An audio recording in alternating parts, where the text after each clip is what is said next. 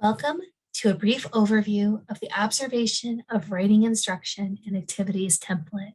We will begin with a quick look at how to access and utilize this tool. If you are planning on using an iPad or cellular device to record your observations, we encourage you to download the Google Sheets app. This app can be downloaded for free using Google Play or the Apple App Store. Once you download the app, you will be able to scan the QR code currently on your screen in order to access the template. If you are using a computer or traditional laptop to access this template, you may want to use the URL shown below, tinyurl.com/observewriting. Both the URL and the QR code will take you to the template. From this screen, you will want to click on Use Template in order to make a copy in your own Google Drive. Doing so will ensure that you are the only one with access to this content. In other words, you are the only person who will be able to see or edit or share the information that you put into your own spreadsheet.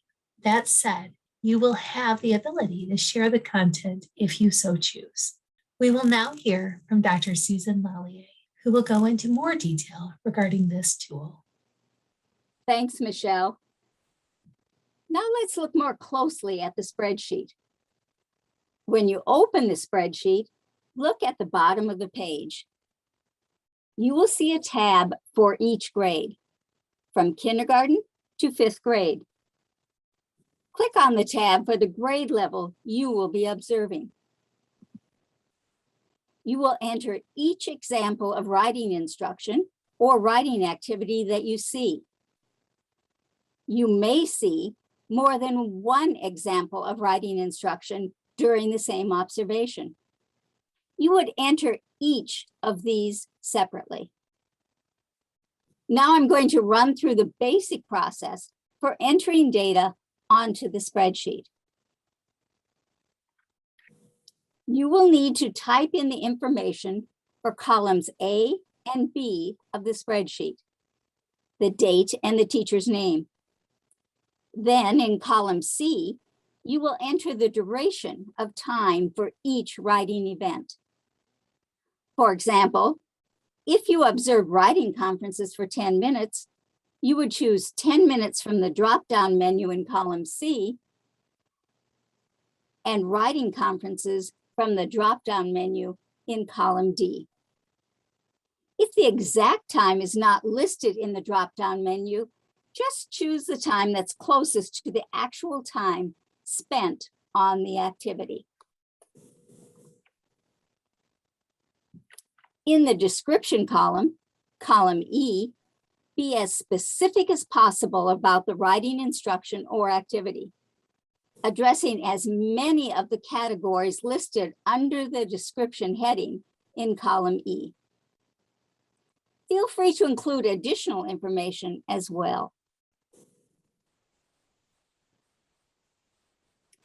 You may decide to complete the last two columns of the spreadsheet after you have completed your observation. Column F provides you with a drop-down menu to designate how well the writing instruction or activity is aligned to the essential instructional practices. If the alignment is strong, you would click on Keep it as it is. If the alignment is quite good, but could be better with some minor tweaks, you would probably click on Strengthen it. If there is poor alignment, but the instruction could be revised to make it aligned, click on Revise it. And there may be some cases where there is no alignment to the essentials. In these cases, you must decide whether it would be best to ignore the practice for now, or if you will discuss with the teacher why this practice or activity should be discontinued. Finally, if you listed something as strengthen it or revise it, jot down some ideas for strengthening or revising in column G.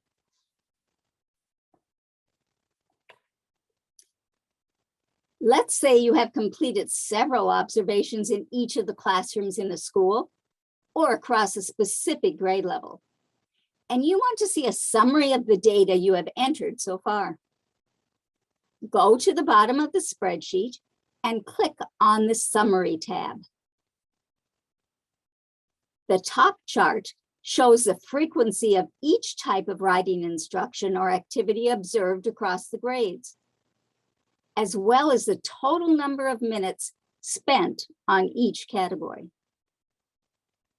The remaining charts break down the observations by grade level, giving the frequency, time, and whether the activity should be kept as is, strengthened, revised, or eliminated. The data shown in the summary is not broken down by specific teacher. Thus, this is the page that you might want to share with the principal, as you will be maintaining coach-teacher confidentiality. You can best share the summary by downloading the summary page as a PDF, and after exporting, print a copy for your meeting with the principal.